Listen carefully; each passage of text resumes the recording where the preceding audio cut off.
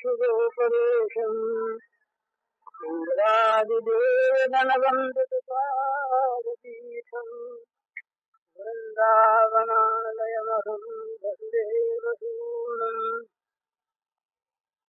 नवजलधरवर्णम् चम्प्रकोटभासिकर्णम् विकसितनलिनाश्रियम् विस्फुरन्मन्दहास्यम् कनकरुचिरुकूलम् चारुपर्हावधूलम् कमपि निखिलसारम् नौं गोपीकुमारम् वंशीविभूषितकरान्नवनीरदाभात् पीताम्बरादरुणबिम्बफलाधरोष्ठात् पूर्णेन्दुसुन्दरमुखादरविन्दनेत्रात् कृष्णात् परं किमपि तत्त्वमहं न जाने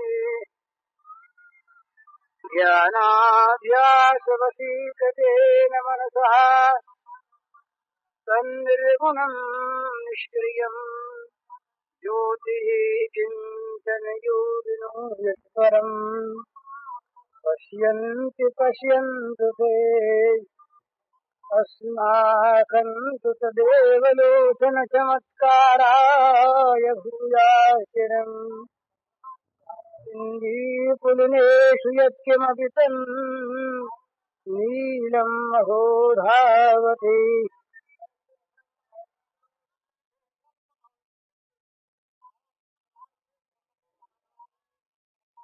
विश्व चराचर के समस्त प्राणियों के रूप में प्रकट अखिल विश्वात्मन भगवान के चरणों में नमस्कार। आप सबको नमस्कार। और वह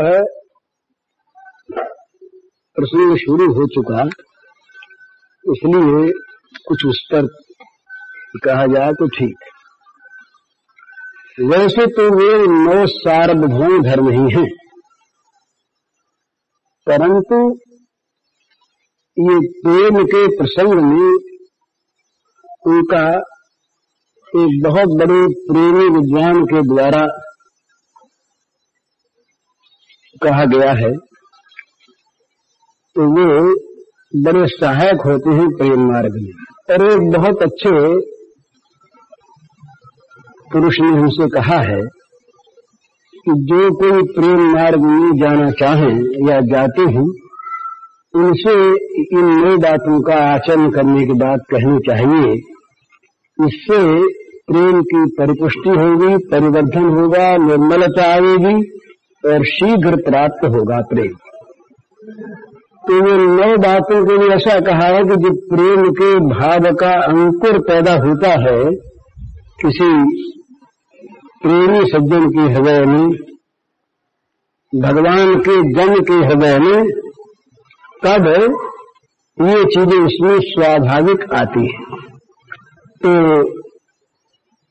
जिनके स्वाभाविक हैं उनको ये बढ़ानी चाहिए, और जिनमें अभी तक इनका प्रादुर्भाव कम है इनको अपने अंदर ही उत्पन्न करना चाहिए और इनको अपने जीवन में उतारना चाहिए। 9 बात है: शांति, अव्यर्थ कालत्व, विरक्ति, मान शून्यता, आशा बंध, समुत्कंठा, नाम गान में नित्य रुचि और भगवान के गुण के गान करने में आसक्ति और भगवान के लीला स्थलों में प्रीति।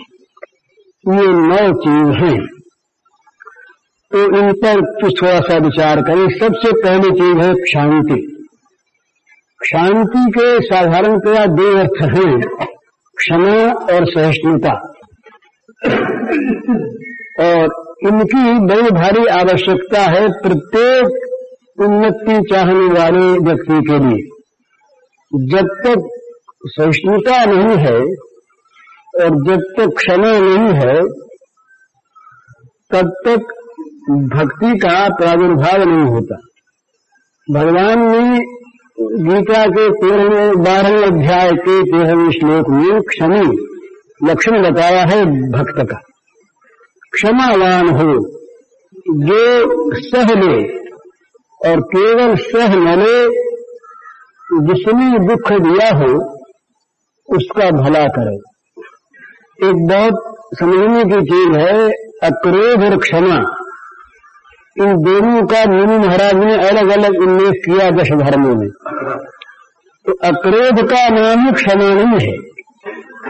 मैंने किसी आदमी के द्वारा हमारा कोई बुरा हो जाए, प्रथम तो बहुत दफे हुई इस प्रकार की कल्पना कर लेते हैं कि अमुक ने हमारा बुरा किया। वो बुरा करता नहीं, पर हमारे मन में चूंकि उसके प्रति कुछ द्वेष की, कुछ दूसरे भाव की कल्पना होती है, इसलिए हम मान लेते हैं कि वो हमारा बुरा कर रहा है, कल्पना होती है। दूसरी बात, किसी के बुरा करने पर हमारा बुरा कभी होता नहीं, ये सिद्धांत है।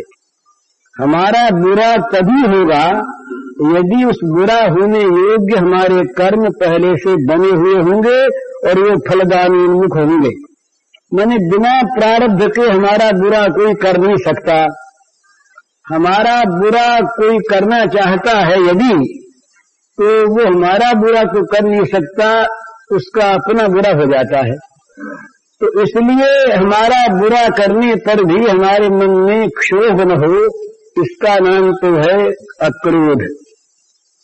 अहित करने वाले के प्रति भी प्रतिकूल से प्रतिकूल आचरण हमारे प्रति हो जाने पर भी हमारे मन में क्रोध न आवे, उसका बदला लेने की, दंड देने की क्षमता होने पर भी मन में क्रोध न पैदा हो। ये जहां पर बदले में बहुत बड़ी शिक्षा मिलने की, दंड पाने की संभावना होती है, वहां तो क्रोध अपने आप दब जाता है, चाहे मन में भले ही रहे। बोले 1 मारेंगे तो 5 मारेगा, तो वहां तो दब जाता है, अंदर तो नहीं दबता। तो बदला लेने की, प्रतिशोध लेने की, दंड देने की क्षमता होने पर भी सच्चे अपराधी के प्रति भी मन में क्षोभ न होना, इसका नाम तो अक्रोध है। पर ये नेगेटिव चीज है, नकारात्मक है, नहीं हुआ, कुछ होना चाहिए। तो क्षमा उससे आगे बढ़ती है। क्षमा उस क्रोध, उस बुरा करने वाले का भला करने में प्रवृत्त करती है मनुष्य को। किसी आदमी ने किसी के रुपए पावने हैं और वो उससे मांगता नहीं, लेता नहीं, जानता उसके पास है नहीं, या अपने पास बहुत है, क्या मांगना है, पर रुपए खाते में नाम लिखे हैं और खाता बराबर नहीं किया, उसने मर गया, तो उसके वारिस रुपए मांग सकते हैं उससे।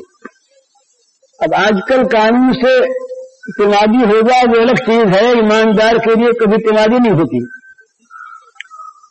तो रुपए अगर खाते में नाम लिखे हैं तो उसके वारिस मांग सकते हैं, और कहीं कोई न रहे, अगर गवर्नमेंट के पास सारा अकाउंट उसका चला जाए तो सरकार भी खाता देख के रुपए वसूल कर सकती है।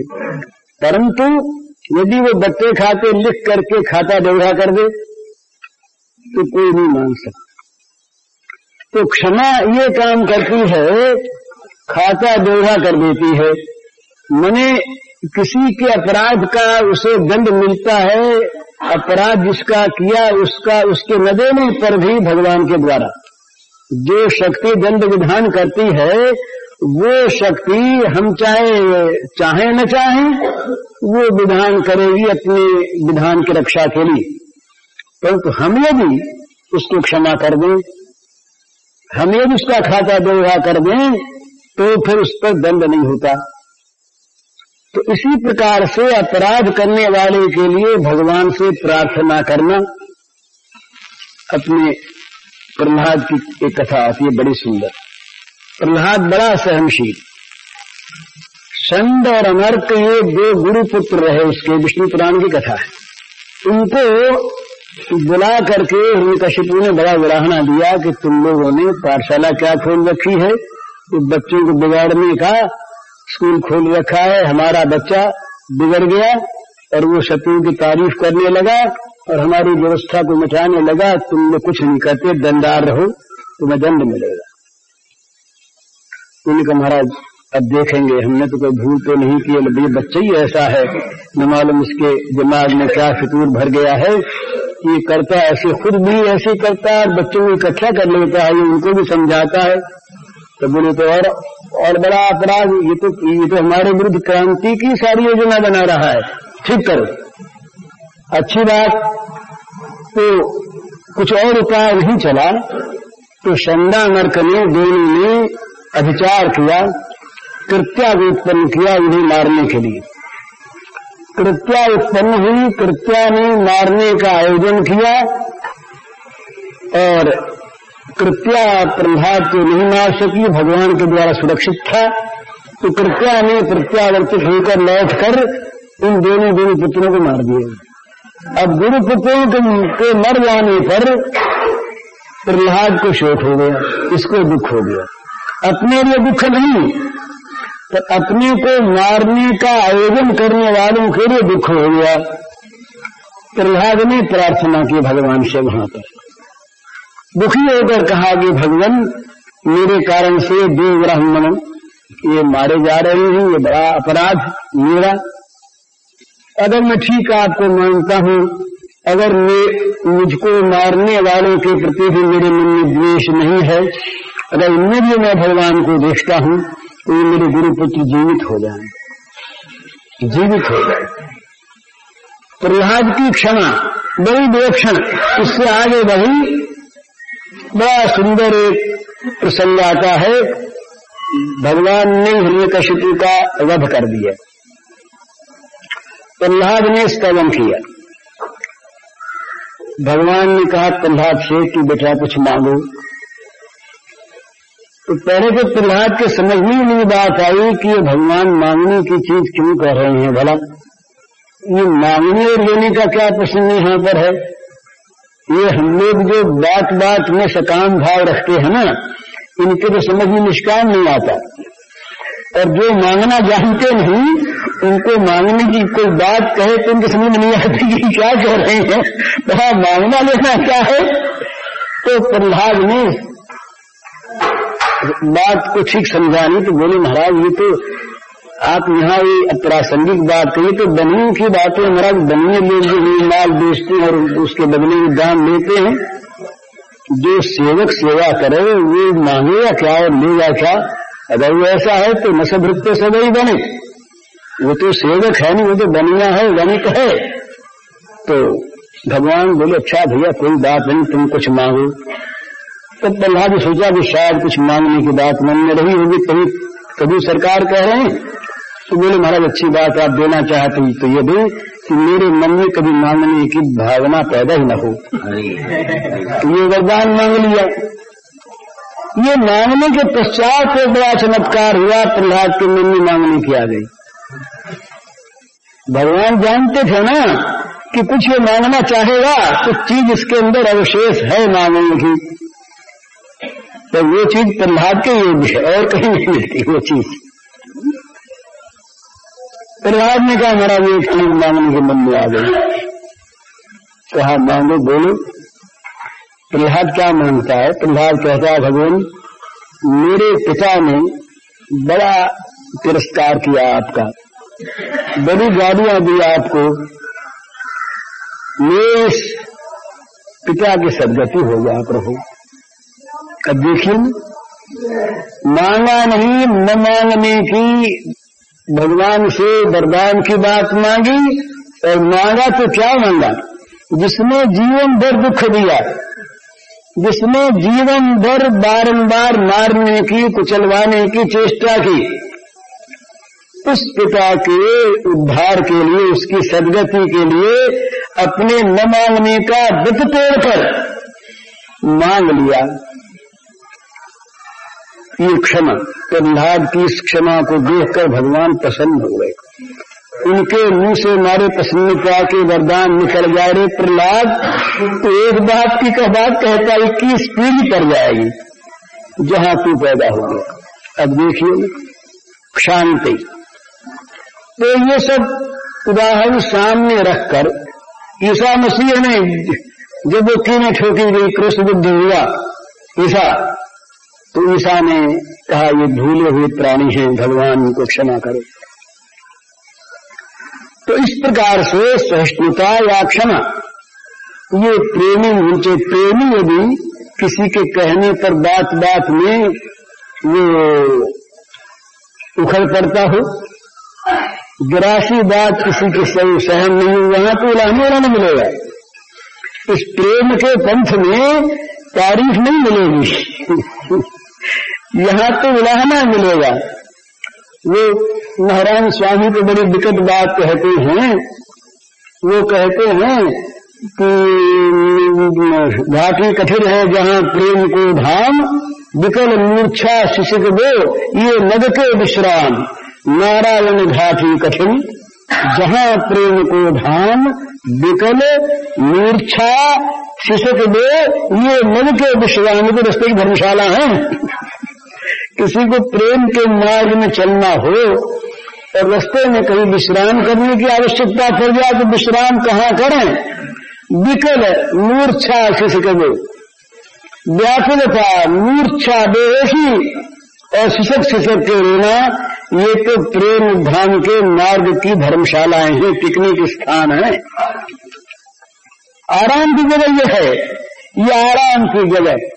तो प्रेमी भी और नाम भी चाहे, प्रेमी भी हो और आराम भी चाहे, प्रेमी भी और सहन भी न कर सके, बात बात में उखड़े, वो प्रेमी नहीं। वहां तो ऐसी ऐसी बात मिलती है महाराज कि कभी कभी स्वयं प्रेमास्पद भगवान ऐसा बात देते हैं कि मानो ये तो बिल्कुल पर आए हैं, बड़े निष्ठुर हैं, बड़े निर्दयी हैं, कुछ है ही नहीं। इस प्रकार से डांट देते हैं प्रेमी को। पर प्रेमी कहता है कि तुम डांटते हो ना, तुम अपना न मानते तो डांटते कैसे? एक बड़ी सुंदर एक बंगाली कवि की कविता है, एक भक्त की, वो कविता मुझे याद है, उसका भाव बताता हूं।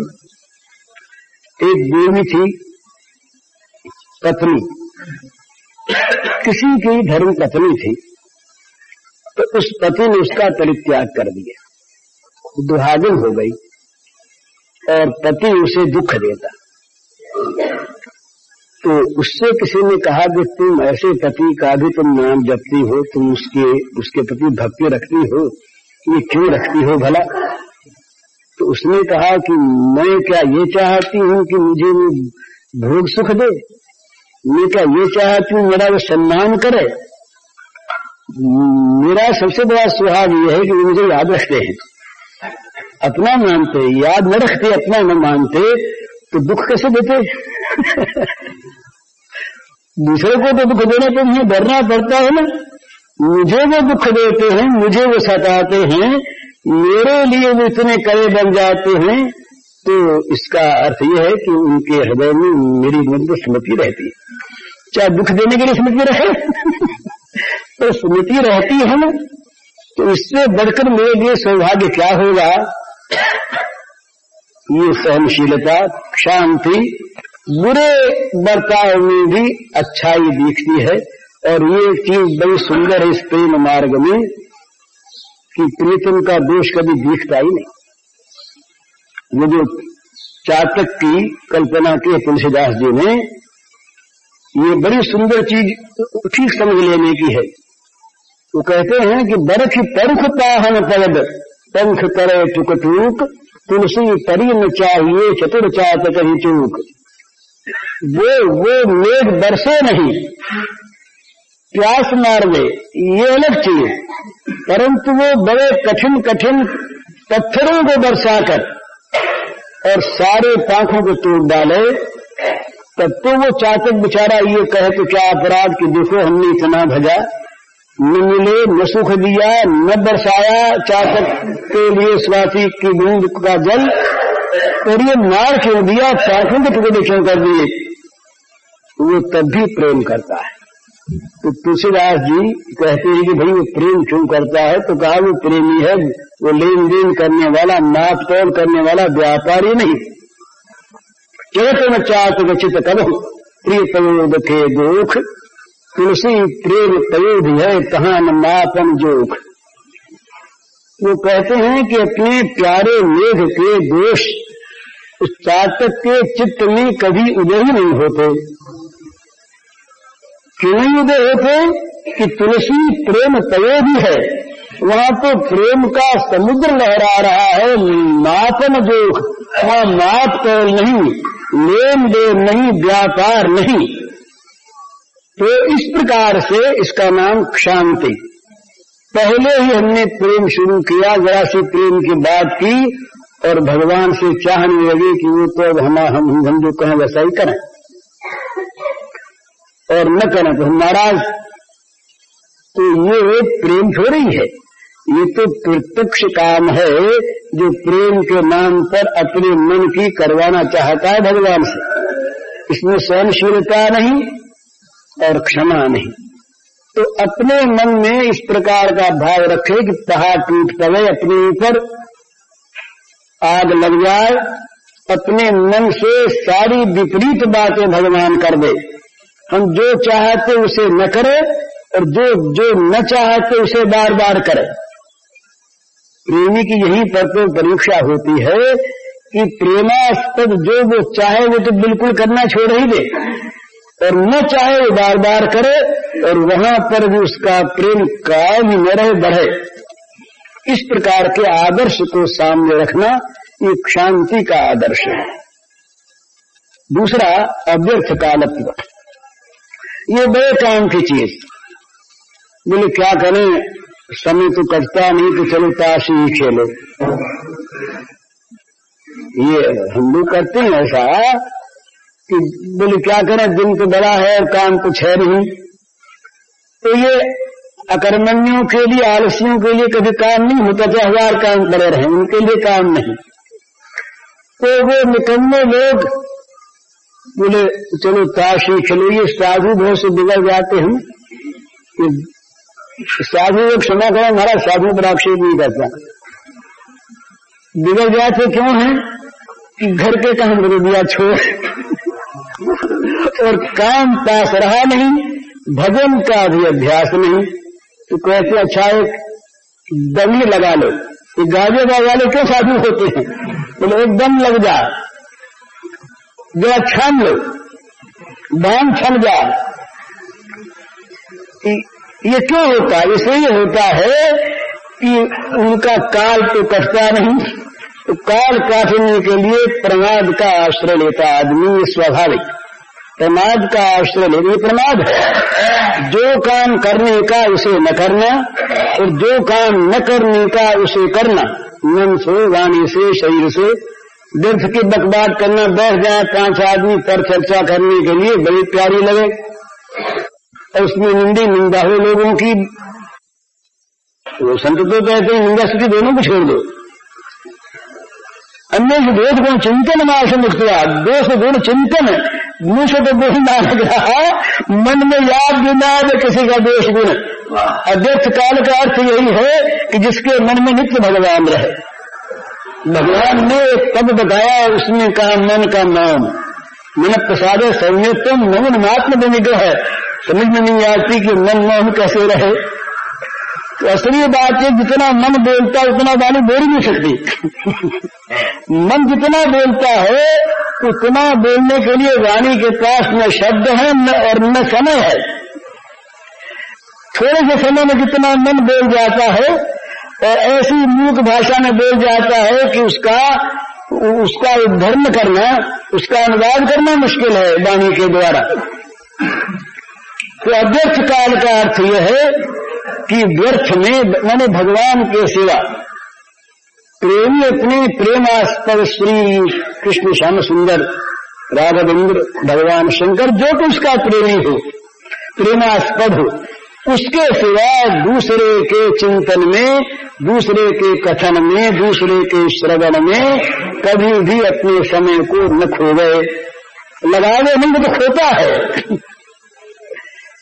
लगाने में तो इतने अच्छे में लगाए, दो अच्छे काम है, किसमें लगाया उसमें लगाया। यहाँ तो खोना है, व्यर्थ न खो गए अपने समय को, काल को। ये समझे कि एक एक जीवन का श्वास ये हमारे प्यारे की संपत्ति है, भगवान की संपत्ति है। हमारा श्वास, हमारा जीवन हमारा नहीं, भगवान की संपत्ति है। तो हमारा प्रत्येक श्वास भगवान की सेवा में लगे, तब तो जीवन हमारा सार्थक।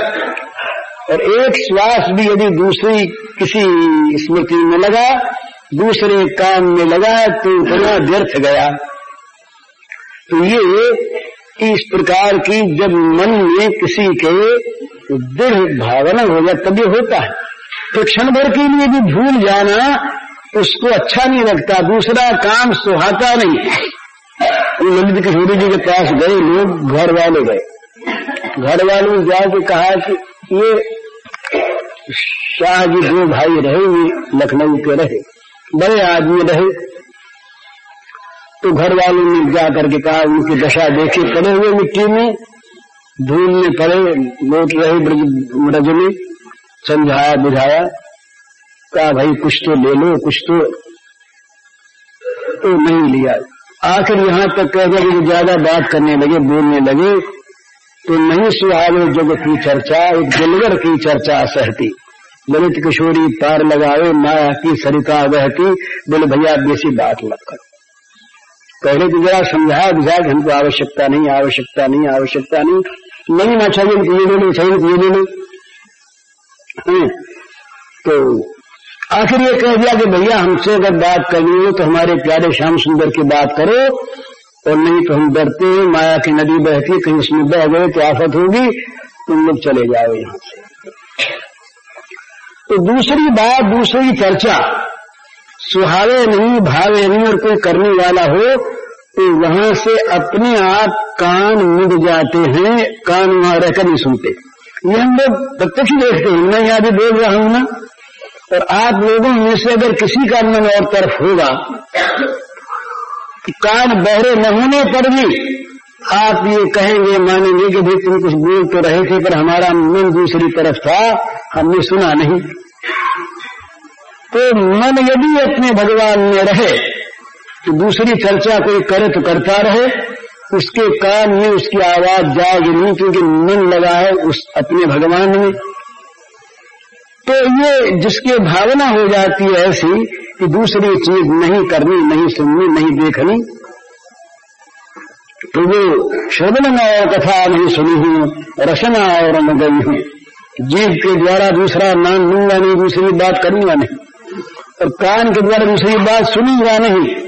ये प्रतिज्ञा कर ली तुलसीदास जी महाराज ने। अभी अभी हाल के बाद में विष्णु दिगंबर जी रहे, हमारे मित्र थे, ये गायनाचार्य, संगीत के आचार्य थे। पहले का जीवन कैसा मुझे पता नहीं, लेकिन उनका अंतिम जीवन जो है वो इतना बढ़िया जीवन कि क्या कहा जाए। वो संगीताचार्य, संगीताचार्य, और उनके पास आने वाले लोगों में भक्त नहीं, थोड़े भक्त आते, बाकी वो संगीत सीखने वाले हैं। और संगीत सीखने वालों में केवल हिंदू नहीं, पारसी भी, मुसलमान भी, ईसाई भी संगीत विद्या सीखने, संगीत कला सीखने आते। तो उन्होंने नियम कर लिया कि हम तो महात्माओं के भजनों का चित्र और कुछ गाएंगे ही नहीं, राग चाहे कोई सी गा दें उनको सिखाने के लिए। तो उनके पास जो सीखने आते, मैंने आंखों देखा है, सुना है, मैं पास रह करके, पारसी मुसलमान ईसाई आते, उनको भी सूरदास का, तुलसीदास का पद ही गाना पड़ता। अगर उनसे राग सीखनी है तो वो गाना पड़ेगा, और चीज गाते नहीं। एक ये संगीतज्ञों में वो एक परिभाषा, चीज, कोई चीज सुनाओ, तो चीज में वो चाय से सुना देते हैं, अपना आलाप करते हैं, चाहे वो कुछ भी सुनाया, गंदी से गंदी चीज। पर उनका ये नियम था कि सिवा भगवान नाम, भगवत संबंधी गान के कुछ और दूसरी चीज गाते नहीं, चाहे तो पढ़ने को आओ चाहे ना आओ। तो उनके हमने जलसे देखे, संगीत के जलसे। संगीत के बल से ही। उनको आप मानेंगे, उनका नाम संगीत का जलसा, पर वो थे वास्तव में संकीर्तन समारोह। वो पहले तो सबसे पहले गुरुदेव राघव राजाराम ये करवाते, और यहां तक चीज हो गई थी महाराज, जब तो जमाना पलटा। अहमदाबाद की बात है, कांग्रेस थी, मैं उसमें गया था, गांधी जी थे, तो भीड़ बहुत ज्यादा थी। गांधी जी ने बड़ी चेष्टा की कि भीड़ शांत हो जाए, कोलाहल मिट जाए, नहीं मिटा। एक बड़ा ऊंचा एक मंच था बनाया हुआ, करीब 60 फुट ऊंचा होगा, उस पर गांधी जी खड़े हुए। उन्होंने चेष्टा की, लोग नहीं मानेगा। उन्होंने कहा विश्वविद्यालय जी को बुलाओ। ये गए, उन्होंने कहा महाराज आप शांत कर, बोले अभी कर देते। चढ़े ऊपर और रघुपति राघव राजाराम शुरू हुआ, दूसरी कोई चीज नहीं। और उनके वो गान में ये माधुरी कि तमाम जनता रघुपति राघव राजाराम बोलने लगे, माइक वाले नहीं था उस समय में। लाखों जनता अपने आप निस्तब्ध हो गई और रघुपति राघव राजाराम बोलने लगी, तमाम कोलाहल शांत हो गया। उस समय गांधी जी ने कर दिया था कि प्रत्येक कांग्रेस में राष्ट्रीय गीत की जगह पुरस्कार जी का रघुपति राजाराम होता था। उसे मुसलमान, ईसाई, पारसी सब बोलते थे, और वो कहते थे कि जगन्नाथ जी हमने सुना स्वयं कि ये हमारा नेशनल एंथम है, राष्ट्रीय गान है, ये हमारा, उसे हम गाते, वो सब गाते। उसके बाद हमने उनकी एक बात और देखी कि उनके कान में निरंतर रघुपति राघव राजाराम पढ़ता रहे। उन्होंने ये व्यवस्था की, तो पाखाने जाते तो 2 विद्यार्थी बाहर खड़े रघुपति राघव राजाराम गाते रहते, जिससे उनके कान में रघुपति राघव राजाराम पढ़ता रहे। रात को सोते तो विद्यार्थी रहे, उनके विद्यार्थियों का 1-1 घंटे का पहरा रहता 2-2 का, कि जिसमें रघुपति राघव राजाराम उनके कान में सोए हुए भी पढ़ता रहे। ये उन्होंने व्यवस्था की। दूसरी चर्चा कोई करता उनसे तो रघुपति राघव राजाराम करने लगते। गायनाचार्य थे, संगीतज्ञ थे, वो लंबी कफनी पहनने लगे और फिर उन्होंने रामचरितमानस का गान प्रारंभ किया। महाराज उनकी वो पुस्तक नासिक में अभी उसकी पूजा होती है। उन्होंने एक मंडल बनाया, उसका नाम था राम नाम आधार मंडल। श्री राम नाम आधार, किसी प्रकार से भी दूसरा काम न हो, दूसरी चीज कान में न आवे, दूसरी चीज सुननी न पड़े, केवल अपने भगवान का स्मरण सेवन, अव्यर्थ कालत्व, एक क्षण भी दूसरी चीज में न जाए। अरे जैसे यहाँ फुर्सत नहीं मिलती ना, तो वहां फुर्सत नहीं मिलती। हरिदास महाराज ने वेश्या से कह दिया कि मैया तुम तो आई पर हमें फुर्सत नहीं मिली। क्या काम कर रहे थे, फुर्सत नहीं मिली? नाम कीर्तन कर रहे थे, ये काम था उनका। फिर वो हमेशा उनकी जीभ, उनके कान करने। एक महाप्रभु के शिष्यों में एक रहा जिसकी वाणी से निरंतर नाम निकलता। तो लोग तो ध्यान करने बैठते हैं तो वो लोग ध्यान तो करते हैं, पीछे बोले कौन कौन सोता, जरा इसको देखें। और फिर वो कहेंगे कि आज अमुक अमुक सो रहा था भाई। तो उससे पूछेगा आप ध्यान करते थे कि सोने वालों को देखते थे? तो सोने वालों को देखो, सोने वालों को देखते हैं। तो वहां भी कोई था। तो एक दिन वो गया जंगल में, वो जा करके देखा कि वो भक्त जंगल जा रहा है और उसके मुंह से ध्वनि निकल रही है। तो उसने आकर के महाप्रभु से कहा, चैतन्य से, कि अमुक आदमी जो है वो बड़ा भ्रष्ट आचार वाला है। बोले भाई क्या किया उसने? तो कहा कि वो पाखाने फिरते समय वो भगवान का नाम कीर्तन करता है। जैसा करता सुना आपने? बोले हाँ सुना। बुलाओ उसको। बुलाया उसको, पूछा कि भाई ये कहते हैं ये क्या सत्य है, तुम पाखाना फिरते समय नाम कीर्तन करते हो? ये कहा महाराज करता तो वो भाई ऐसा नहीं करना चाहिए। ठीक, कुछ बोला नहीं, लौट गया। अब वो तो फिर देखने गया दूसरे दिन की, देख करता ही नहीं करता, उसको तो दोष देखना है। तो आज उसने देखा कि वो बैठा है, पाखाने फिर रहा है और उसने अपने हाथ को मुंह में डाल रखा, अंगुली को मुंह में डाल रखा। बोलता तो नहीं, पर मुंह में अंगली डाल रखी है। वो उसको और क्षोभ हुआ। उसने आगे कहा चैतन्य से कि महाराज वो तो अत्यंत ही भ्रष्ट है, उसका आचार बिल्कुल बिगड़ा। कल तो बोल ही रहा था, आज तो मुंह में हाथ रखे बैठा। तो बुलाया उसको, कहा भाई क्या बात है, ये क्या कहते हैं, तुम आज बैठे थे मुंह में हाथ दिए? बोले महाराज बैठा था। तो बोले क्या कर रहे थे? बोले आपके आज्ञा का पालन कर रहा था। अरे मैंने कब कहा कि मुंह में हाथ दे के बैठना? तो आपने कहा था कि नहीं ऐसा करना ठीक नहीं, पाखाने फिरते नाम लेना ठीक नहीं, और मेरी जीभ मानती नहीं।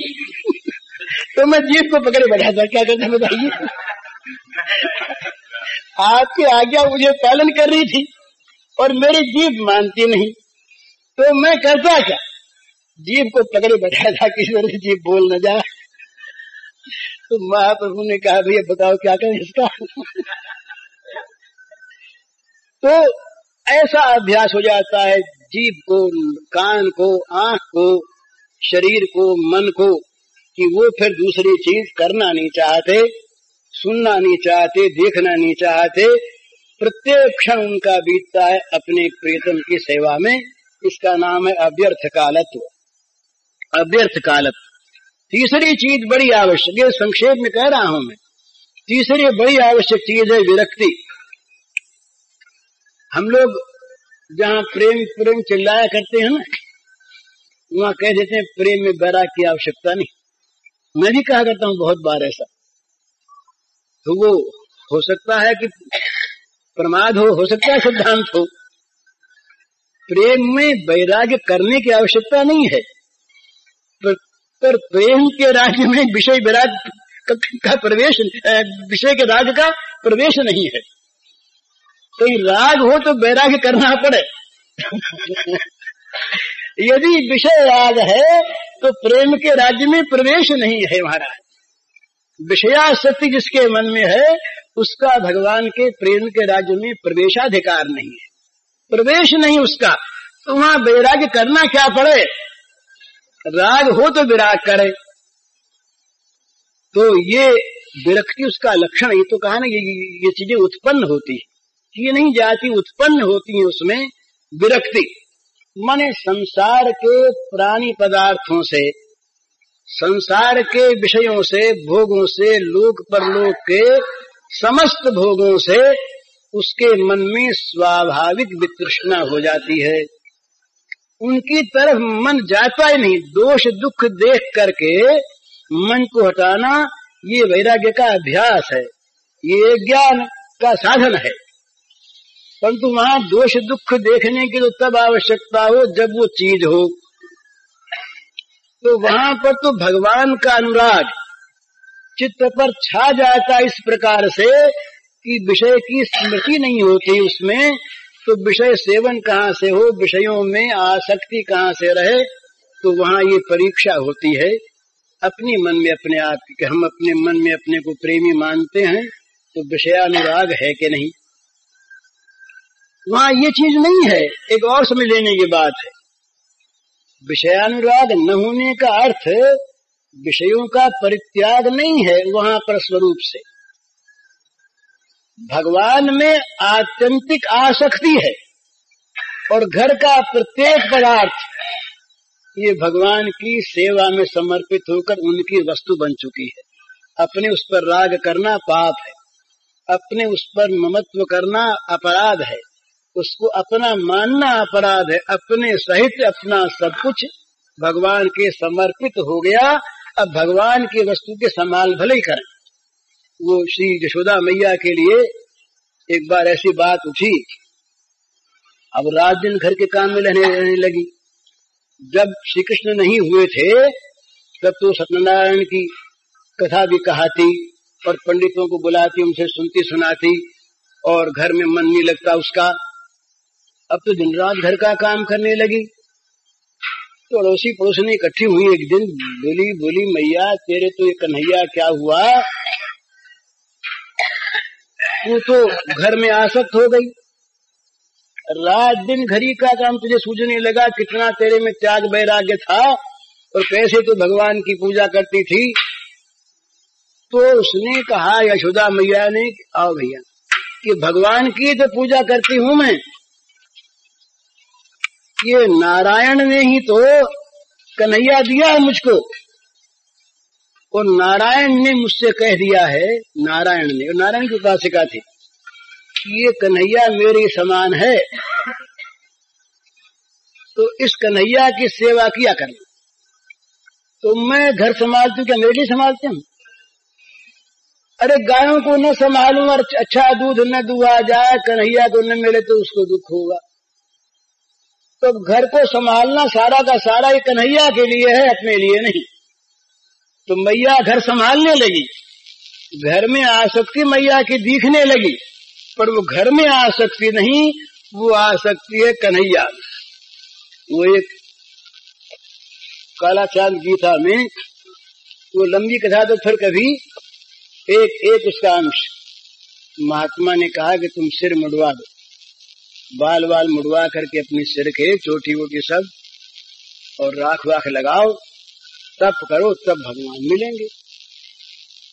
तो वो बोली कि ये कौन से भगवान की बात कहते हो? हमारे भगवान जो हैं वो तो हमारे केशों को देखकर प्रसन्न होते हैं, तो हम तो इसीलिए केश रखते हैं कि वो प्रसन्न होते हैं। माने केशों में राग नहीं है बाल संवारे जाएं या मुड़वाए जाएं, वो अगर चाहें कि तुम बाल मुड़वा दो तो अभी मुड़वा दें, और वो चाहते हैं केश रखो तो अभी रखें। तो उनके लिए बोले, हम जब अपनी ये कृष्ण केशों को देखती हैं, कभी कभी हमारे प्राणनाथ जब बाहर गए तो उनकी याद करनी पड़ती है ना हमको, तो लंबे हमारे केश उनको सामने कर लेते हैं, कृष्ण केश हैं तो स्मृति हो जाती, इसलिए हम बालों को रखते हैं। हमें बालों की शोभा से क्या मतलब है? निजांगम पिया गोप ममित समुपासते ताभ्याम बिना नमी पार्थ निगूढ़ प्रेम भाजनम। तो कहीं आसक्ति नहीं है, और सब कुछ भगवान के समर्पित है।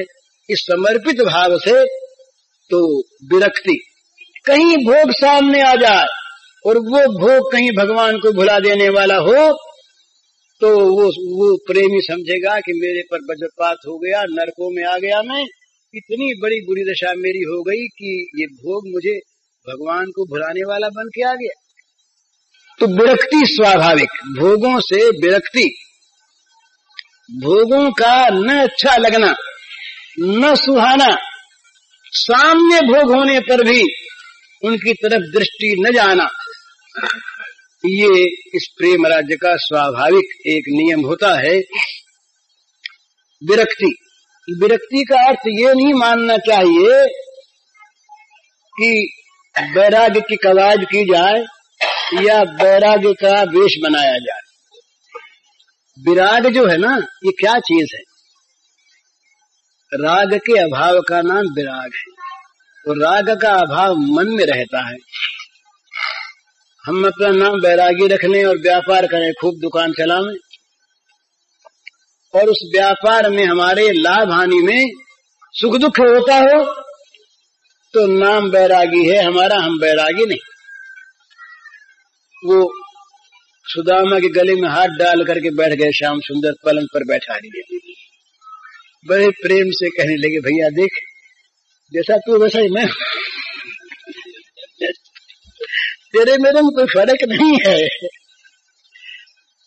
तेरे पास भी कुछ नहीं, मेरे पास भी कुछ नहीं। मैंने जो विषय स्वरूप से परित्यक्त है, मन से भी सुदामा के पास, श्री कृष्ण के पास भी कोई विषय नहीं है, वो अपने आप ही हैं, दूसरे कोई चीज उनके पास है नहीं। तो बड़े मजे में, और सुदामा ने मान लिया, इनके पास भी कुछ नहीं है, हमारे पास भी कुछ नहीं है, बराबरी की चीज। ये वैराग्य का आदर्श है। किसी चीज में कहीं भी आसक्ति नहीं, कहीं भी ममता नहीं। इस प्रकार की विरक्ति प्रेमी के हृदय में उदित होती है जब प्रेम का अंकुर पैदा होता है। जगत का कोई विषय उसे खींच नहीं सकता, कोई विषय उसकी तरफ आ नहीं सकता, उसके भगवान की विस्मृति करा देने वाला बनकर। अगर आएगा तो नष्ट हो जाएगा। ये तुलसीदास जी भी यहाँ नंद कुमार का नाम ले गए। इस पद में संसार को ललकार करके बोले खबरदार यहाँ मत आना, यहाँ आओगे तो सपरिवार मारे जाओगे, जिसके हृदय में नंद कुमार न हो वहां जाओ। हमारा ये विनय पत्रिका का पद है, जय हृदय न नंद कुमार। तो प्रेम के ठाकुर न ठहरे, प्रेम के ठाकुर। इन्होंने ये हम लोग मान लेते अपने मन से कि राम दूसरे और कृष्ण दूसरे, राम के उपासकों कृष्ण के उपासकों में बैर विरोध यदि है तो वह ज्ञान है महाराज। राम कृष्ण में, नारायण में, विष्णु में, शिव में अंतर क्या है? वो तो एक ही चीज है। इसलिए इन्होंने कृष्ण गीतावली लिखी, अपने यहाँ से प्रकाशित हुई है तुलसीदास की कृष्ण गीतावली। थोड़े से ही पद उसमें है, शायद 51 या 56 है, लेकिन ऐसे बढ़िया है कि मानो सूरदास के बड़े भाई बोल रहे हैं, ऐसे बढ़िया, इतने बढ़िया पद उसमें है। तो वो जहां वो तो राजा है ना, भगवान राघवेंद्र राजा है, राजा के यहाँ चौबदार उबदार के रूप में भी कोई आ जाता है, पर प्रेमी के प्रेमागार में, प्रेम सदन में दूसरा नहीं आता, वहां सेवक भी नहीं रहता। तो कहता है, कहते तुलसीदास कि तुम वहां जाओ, संसार तुम वहां जाओ, ललकारते हैं, जिसके हृदय में नंद कुमार न हो वहां जाओ, यहाँ आए तो सपरिवार मारे जाओगे, ललकार के कहता है। तो कोई भोग भोगा शक्ति जहां प्रेम का उदय हो गया वहां आ नहीं सकती सामने। विरक्ति, विरक्ति वहां पर स्वाभाविक होती है, सहज होती है, विरक्ति को लाना नहीं पड़ता। ये मान लेना चाहिए कि जहां भगवान की अनुरक्ति है वहां विषय विरक्ति है ही, विषय विरक्ति सहित भगवान की अनुरक्ति नहीं रहती। विषय विरक्ति सहित, विषय राग सहित भगवान का राग नहीं रहता। जहां भगवान का राग है वहां सारे राग, वो भगवान का राग जब खा लेता है तब आके बैठता है। वो सर्वभक्षी है, सर्व राग भक्षी भगवान का राग है। सारे रागों को खा चुकने वाला, जिस किसी को विषयों में राग भी रखना हो और भगवान में राग भी चाहता हो, उसको चाहिए कि वो अभी दूर हट जाए कुछ दिनों तक, जब तक विषय राग रहे तब तक उस राग में रंगा रहे। भगवान के राग में वो राग रहेगा नहीं, राग क्या नहीं रहेगा, विषय नहीं रहेंगे, वो तो एकमात्र भगवान ही रहेंगे, विषय ये है। विषयों की सत्ता मिट जाएगी, जगत की सत्ता मिट जाएगी, रहेंगे दो, तीसरा कोई रहेगा नहीं। तीसरे की सत्ता नहीं, वो दो ही कभी एक बने रहेंगे, कभी दो हो जाएंगे, दो ही कभी एक बने, क्या चाहिए, वो दो कभी एक बनेंगे, कभी दो हो जाएंगे। तो ये है विरक्ति। विरक्ति में दूसरे का, तीसरे का उन्हें को छोड़ करके अभाव है, उसकी कहीं पर भी सत्ता नहीं। जहां दूसरे की सत्ता है, ये बहुत समझने की बात है। भगवान के प्रेम में दूसरा कोई प्रेमास्पद जरा से काल के लिए, जरा से रूप में भी नहीं आ सकता। नहीं तो भगवत प्रेम नहीं, कहीं न कहीं उसमें काम है। ये काम जो है बड़ा छिपा रहता है, भला ये दिखता है काम नहीं, दिखता है काम नहीं, पर होता है काम। वो दूसरे की सत्ता को स्थापित करके प्रेमास्पद से क्षण भर के लिए भी मन को हटा देता है। तो ये बड़ी बुरी चीज। तो अब ये 10 मिनट रह गए हैं, एक पद सुना देता हूं मैं आपको। बच रहे थे दो, नहीं जग भान था, जगत ही नहीं, बच रहे थे दो, नहीं जग भान था, लोक सत्ता का मिटा सब ज्ञान था, नहीं कुछ कर्तव्य मन में शेष था, नहीं तिल भर जगत स्मृति का शेष था। जगत की स्मृति भी नहीं रहनी चाहिए। मिट गया तब भोग का अस्तित्व था, कर्म था न कहीं तनिक कर्तृत्व था, न कर्म न कर्ता पर। मिट गया सब भोग का अस्तित्व था, कर्म था न कहीं तनिक कर्तृत्व था, मैं तथा मेरे हृदय धन श्याम थे, खेलते रहते सदा अविराम थे। थी नहीं मन में कहीं कुछ वासना, थी नहीं कुछ भी किसी की त्रासना। अखिल प्राणी पदार्थ थे मन से हटे, सभी ममता राग के बंधन कटे। श्याम शेषी मैं उन्हीं की शेष थी, एक यह प्यारी अहंता शेष थी। अहंता है श्याम शेषी मैं उन्हीं की शेष थी, एक यह प्यारी अहंता शेष थी। एक प्रिय है प्रिया उनकी एक मैं, एक वे बस दूसरी हूँ एक मैं। एक ही एक नहीं दो से भिन्न कुछ भी था कहीं, सब सिमट मिटकर समाया था यहीं। चल रही दो में सदा रंगरेलियां, हो रही थी सुखमयी रस केलियां। था नहीं व्यवधान कोई भी कहीं, एक ही दो बने लीला रत वहीं। एक ही दो बने फिर दो मिटे, फिर एक ही बस हो गए, भेद सारे सब तरह के खो गए। मैं समाई श्याम में हो श्याम ही, प्रिया बन मुझ में समाये श्याम भी। कौन जाने श्याम है या राधिका, नहीं अब आराध्य है आराधिका। प्रेमाद्वैत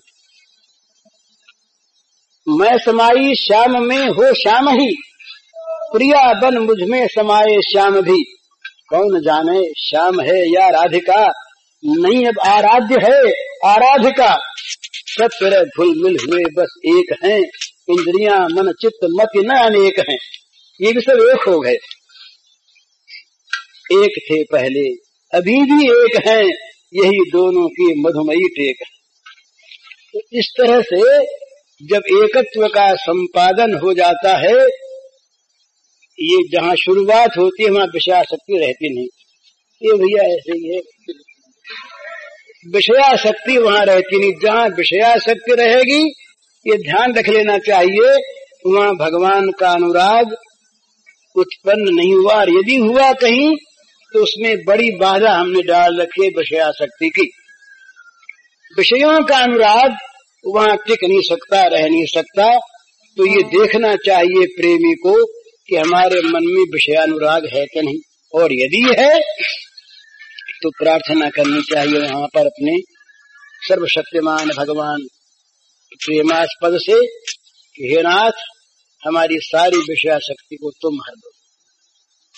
हमारे वहाँ पर यही जो कल वाली बात है, हृदय की चाह यदि हमारी सच्ची होगी, हृदय के जीवन की चाह कि हमारे जीवन में विषयाशक्ति न रहे, हमारे जीवन में विषयों का भोगों का मोह न रहे, और हम अपना जीवन भगवान को अर्पण ही करना चाहते हैं, ये जीवन की चाह होगी तो महाराज भगवान हमारे जीवन को खींच लेंगे और खींच करके अपने आप धो धुआ कर साफ कर देंगे।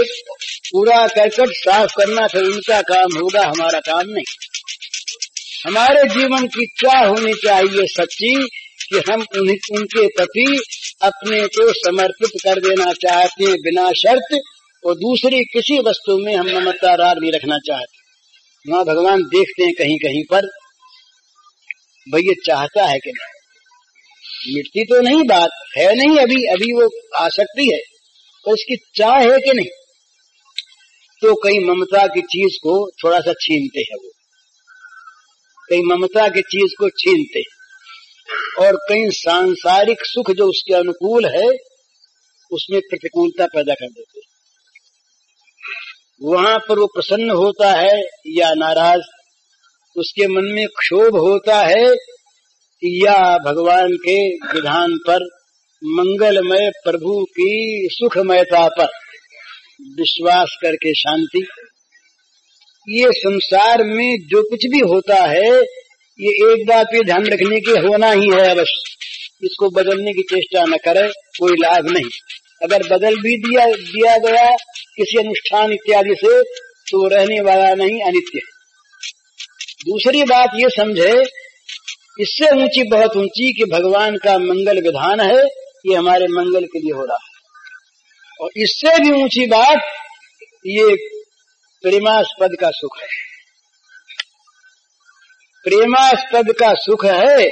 इसको देखकर, इसको बनाकर वो सुखी हैं, उनका सुख ही हमारा परम सुख। इसलिए उसमें क्षोभ तो होता ही नहीं, अशांति तो होती ही नहीं, उसका बदलना तो वो चाहता ही नहीं, उसको पकड़े रहना चाहता है कि प्रेमास्पद के सुख की चीज, इसलिए ये बनी रहे, मुबारक रहे हमेशा, ये बड़े स्वागत की चीज, वो स्वागत करता है उसका। तो वो एक परीक्षा सी होती है, वहां पर ममता की चीज जरा सी हर लेते, वहां उसको प्रसन्नता। वो कठिन चीज है महाराज, कहना बड़ा कठिन, मैं तो केवल कहता हूं, मुझ में होती है बात की नहीं है।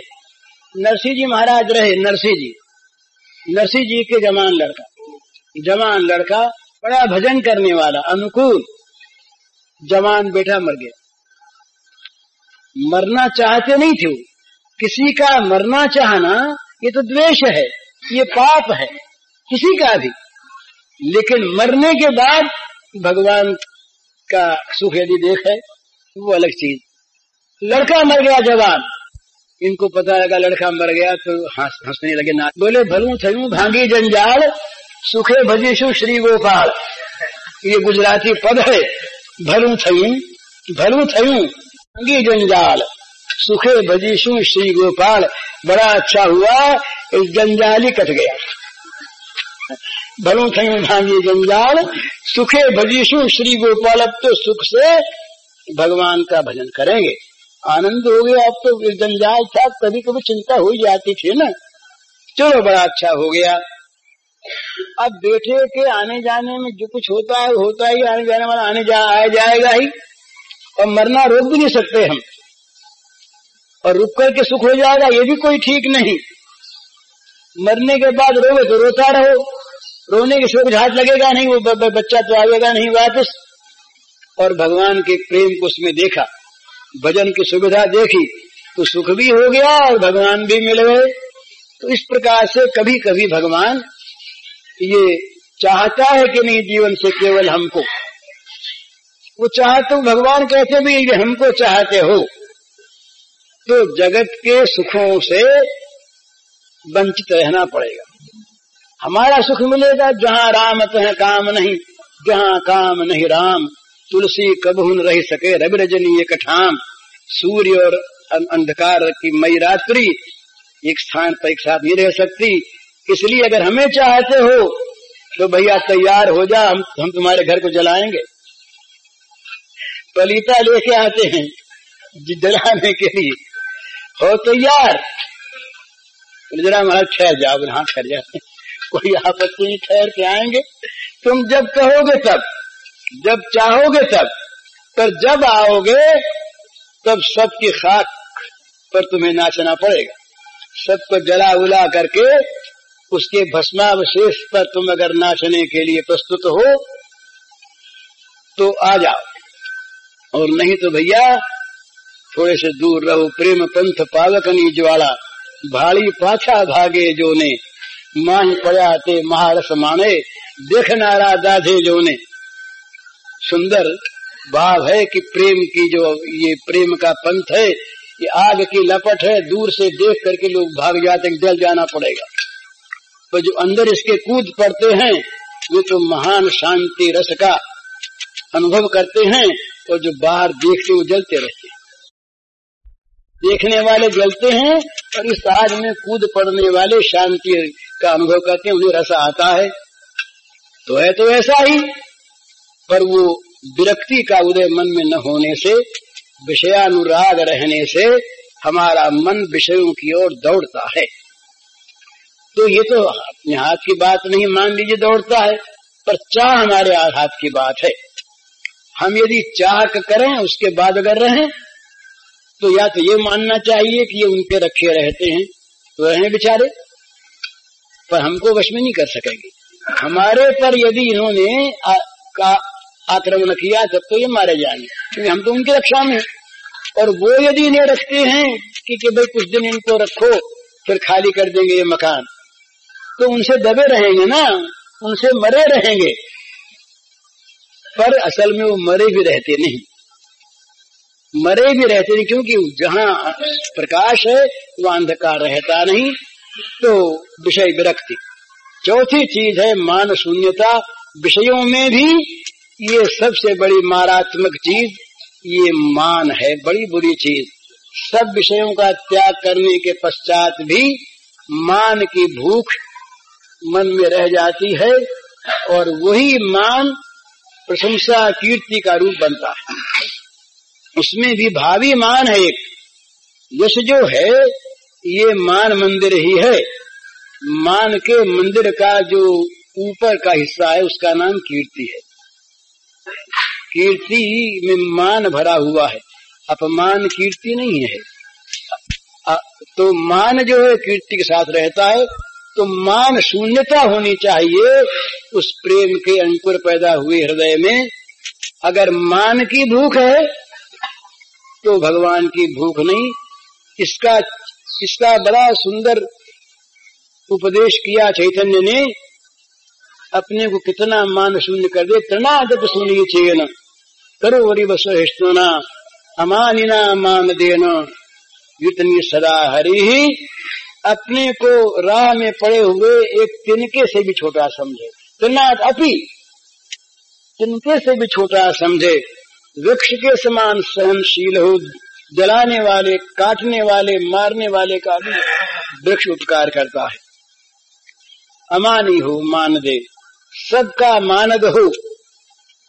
तो ये मान शून्यता आनी चाहिए। तो मान शून्यता का और वर्णन शाम को यदि हो सकेगा तो होगा। हरिओम दर्शन। पूज्य श्री भाई जी के इस प्रवचन का शीर्षक है प्रेम मार्ग में सहायक सूत्र, और इसका कैसेट संख्या है 50।